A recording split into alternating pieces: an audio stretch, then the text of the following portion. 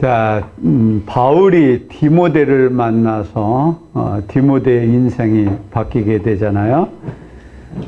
바울이 전도 여행을 하다가 이 디모데를 만나게 되는데요.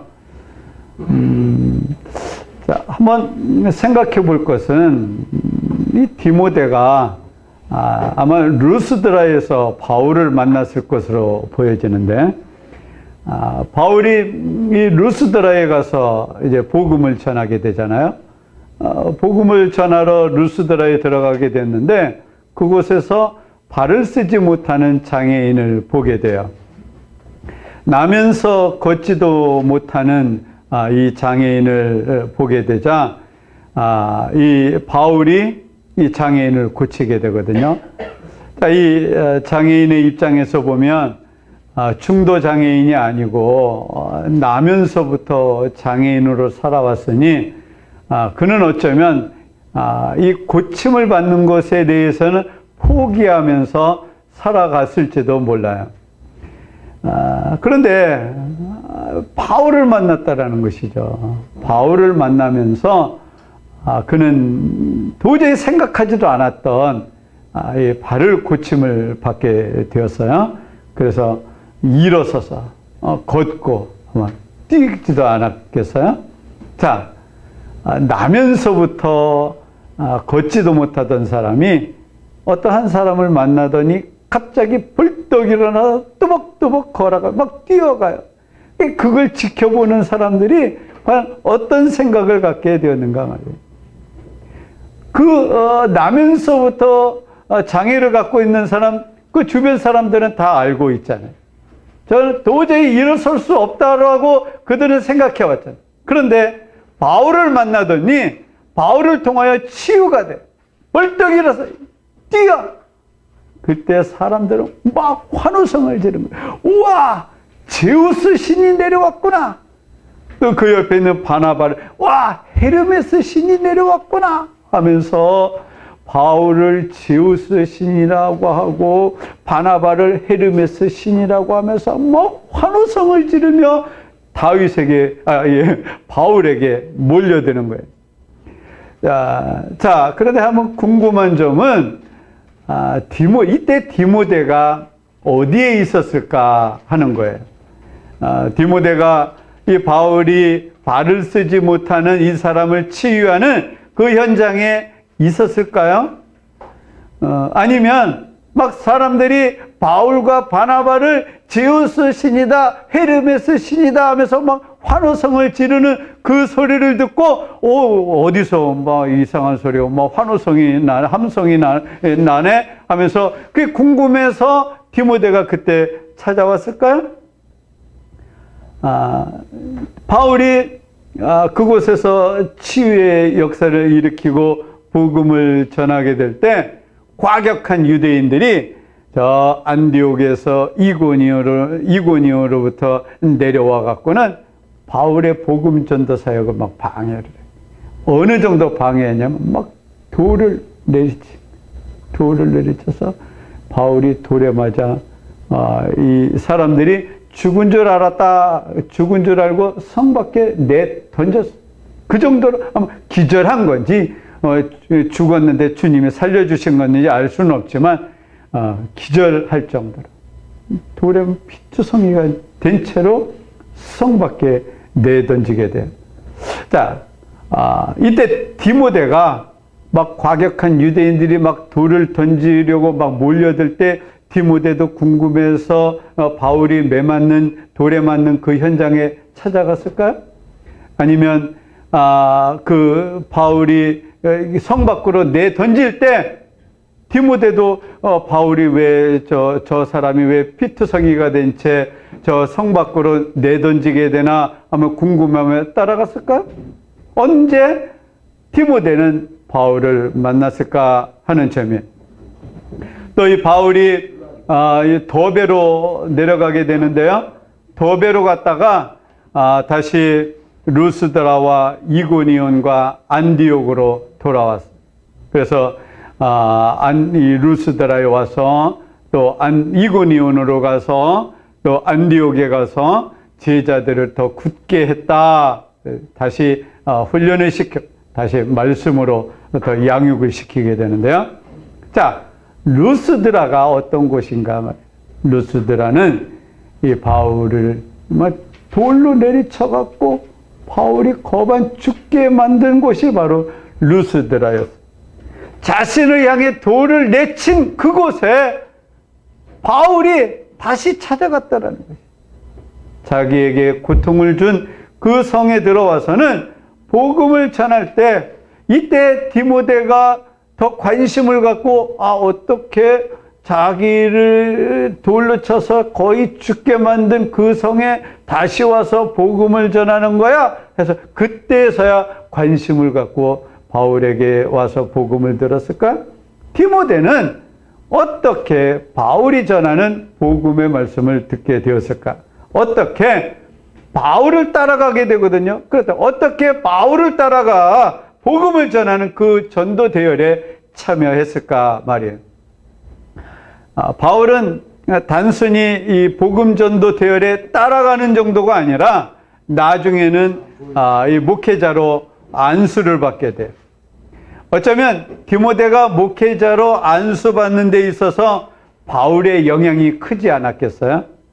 오늘 본문 10절의 말씀을 보면은요, 나의 교훈과 행실과 의향과 믿음과 오래 참음과 사랑과 인내와, 그리고 11절에 박해를 받은, 루스드라에서 박해를 받은 일을 보고 알았다, 내가 보고 알았다라고 바울이 말하고 있어요.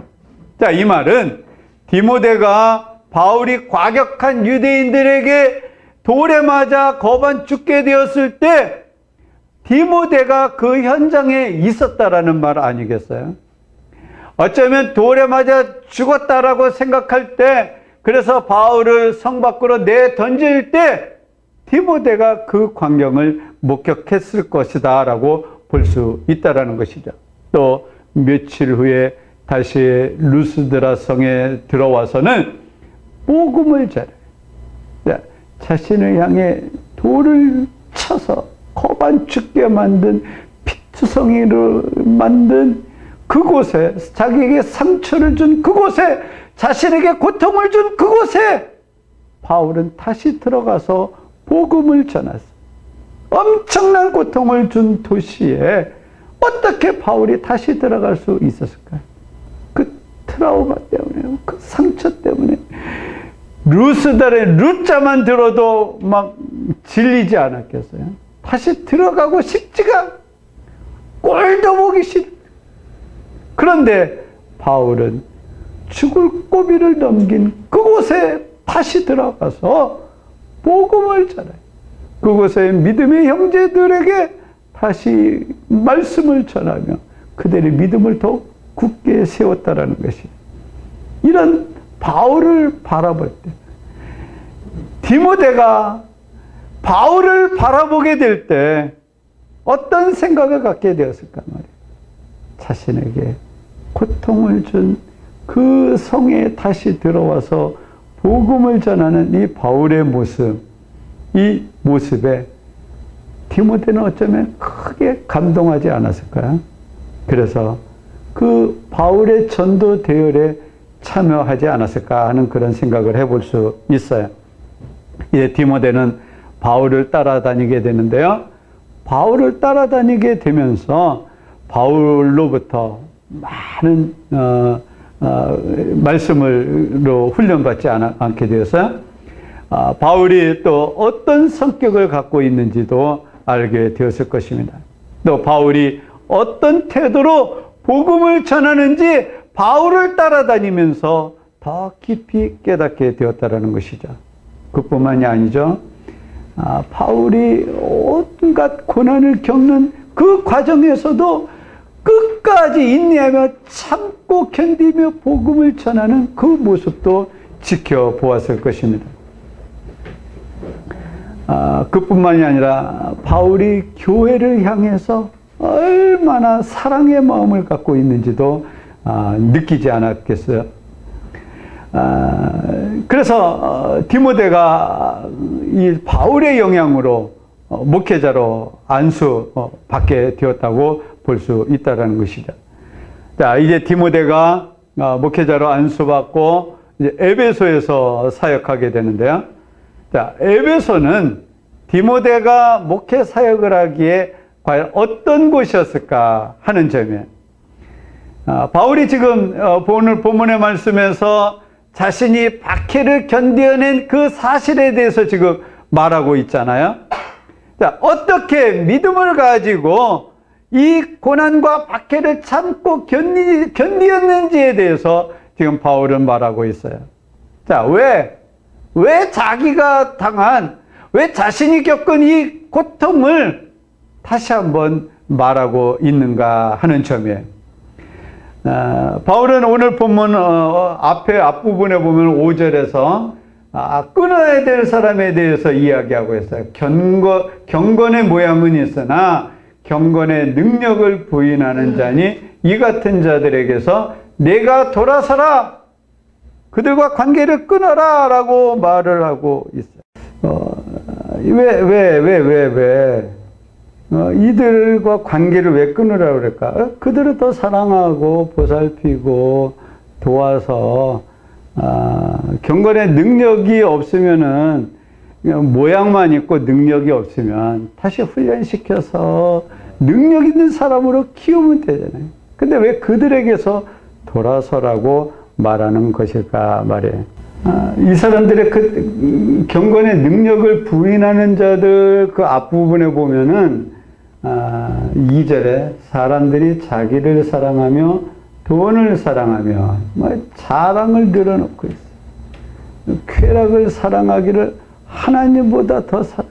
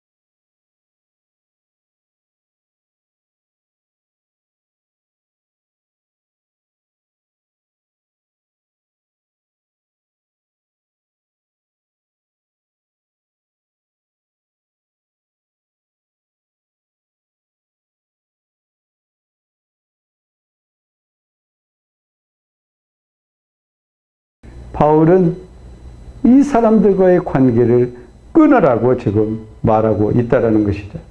또 그뿐만 아니죠. 이 교회의 6절에 보면은 그들 중에 남의 집에 가만히 들어가 어리석은 여자를 유인하는 자들이 있으니 에베소 교회에 거짓 교사들이 들끓지 않았을까요? 이제 갓 교회에 나온 믿음이 조금 약한 여인들을 찾아가서는 자꾸 심어요. 요즘에도 그런 사람들이 있잖아요.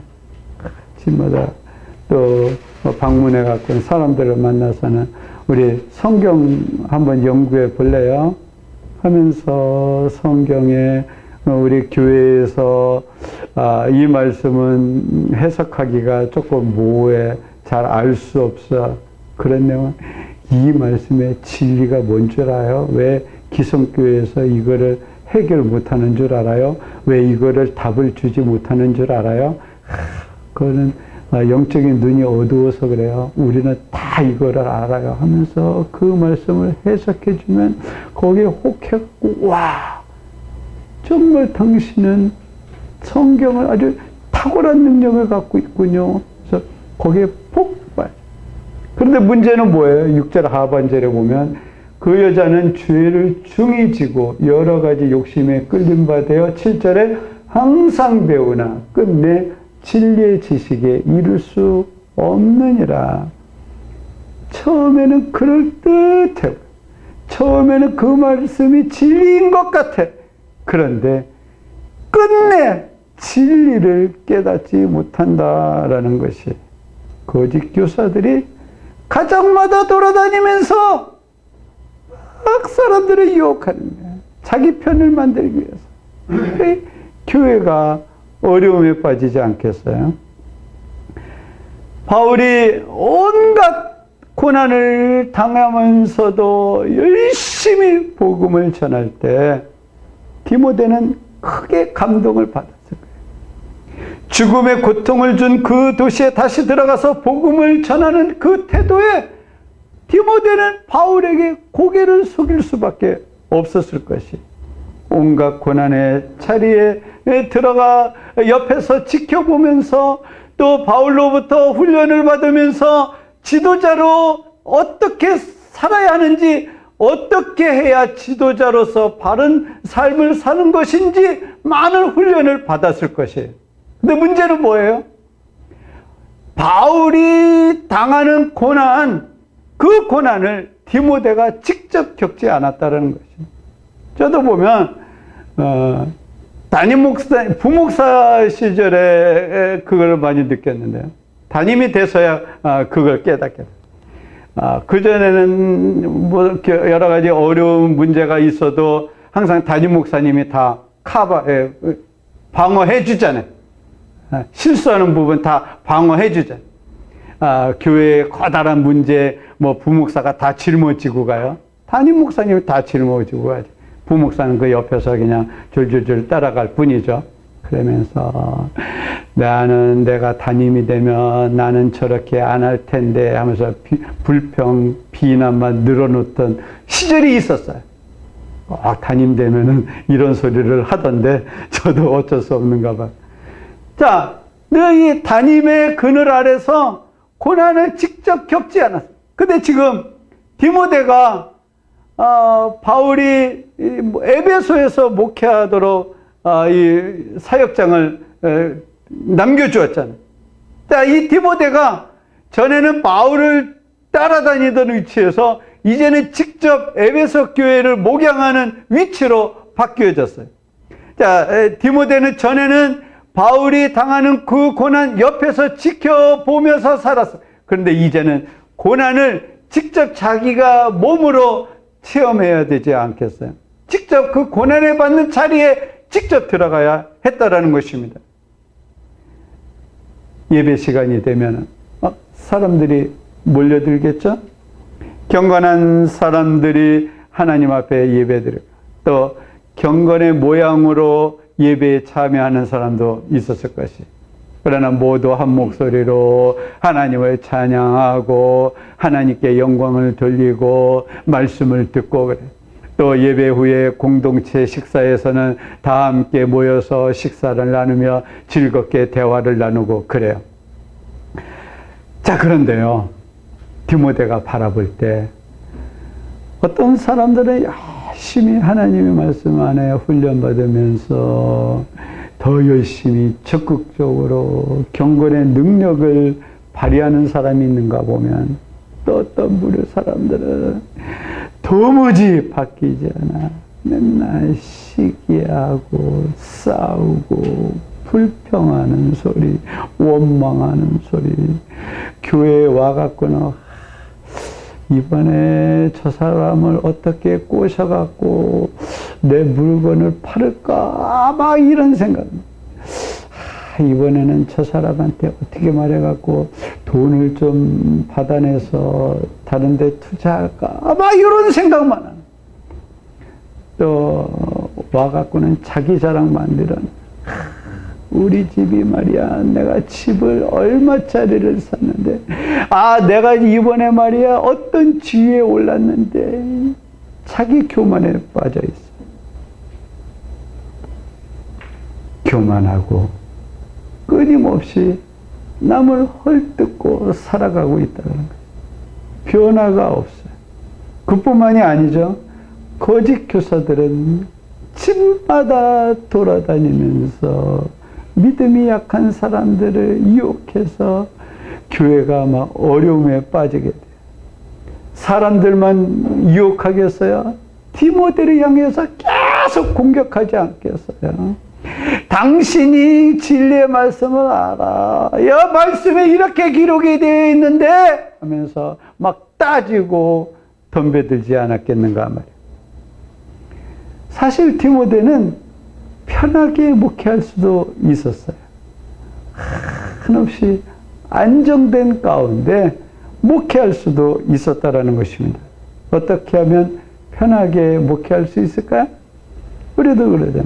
어떻게 쉽게 안정된 가운데 신앙생활할 수 있을까요? 아무런 걱정 근심 없이 신앙생활할 수 있는가 말이에요. 그냥 적당히 살펴주면 되죠.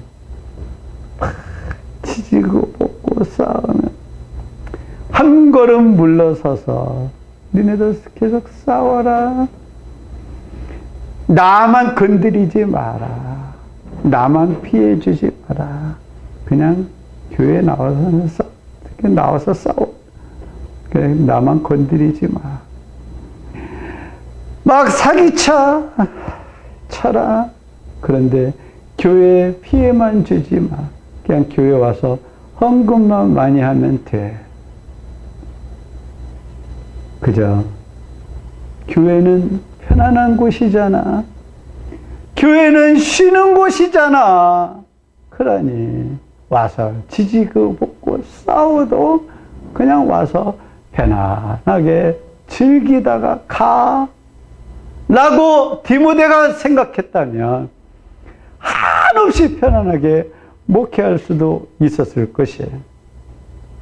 그런데 디모데는 지금 어려운 자리에 들어가고 있었다라는 것이죠. 막 너무 고통스러운 가운데서. 그렇다면 디모데는 적당히 타협하면서 목회하지 않았다고 볼 수 있지 않겠어요? 디모데는 믿는다고 하면서 경건의 모양만 있고 변하지도 않고 경건의 능력도 없는 그 사람들을 바라보면서 그들을 어떻게 하면 변화시킬까? 그들이 어떻게 하면 하나님의 말씀으로 바로 서게 될까? 늘 고민하며 그것과 싸우는 그런 삶을 살지 않았겠는가 말이에요. 디모데가 어려운 자리에 있다라는 사실을 바울이 듣게 되지 않았겠어요? 힘들게 목회 현장에 서 있는 디모데에게 바울은 자신이 어떻게 그 수많은 고통의 자리에서 그것을 이겨낼 수 있었는지에 대해서 지금 소개하고 있어요. 오늘 본문 말씀을 보면은 11절 하반절에 주께서 이 모든 것 가운데서 나를 건지셨느니라. 주께서 때로는 돌에 맞는, 때로는 막 방해하는 세력들로 있었지만 이 모든 고통의 자리에서, 이 모든 박해 세력 가운데서도 주님께서 나와 함께 하시기에 내가 이것을 이겨낼 수 있었다라고 바울은 지금 고백하고 있다라는 것이죠. 이 말은 주님께서 함께 하시기 때문에 너는 적당히 타협하지 말라라는 뜻 아니겠어요? 죽음의 권세를 이기시고 부활하신 능력의 주님께서 반드시 이기게 하실 터이니 경건의 능력을 부인하는 자들과 타협하지 말고 그들과의 관계를 끊으라고 지금 바울은 권면하고 있다라는 말씀입니다. 교회 안에 있는 무리들은 이렇게 경건의 능력을 부인하는 그런 삶을 살았고, 또 세상 밖의 사람들은 어떻게 살아요? 13절에 보면은 악한 사람들과 속이는 자들은 더욱 악하여져서 속이기도 하고 속기도 하나니, 교회 안에 있는 사람들은 자기를 살아가고 하나님보다 자기에 빠져서 살아가고, 세상 사람들은 악한 모습으로 서로 속고 속이는 그런 가운데 살고 있어요. 도무지 희망이 보이지 않는 그런 상황 가운데 있다라는 것이죠. 경건의 능력도 없고 악한 세상 속에서 그리스도인이 살아가야 하는데, 그 사람들과 부딪히며 살아야 하는데, 이런 환경 가운데서 어떻게 신실한 하나님의 백성으로 살아갈 수 있을까 말이에요. 어떻게 이 상황을 이겨낼 수 있을까요? 14절에 너는 배우고 확신한 일에 거하라. 너는 내가 누구에게서 배운 것을 알며,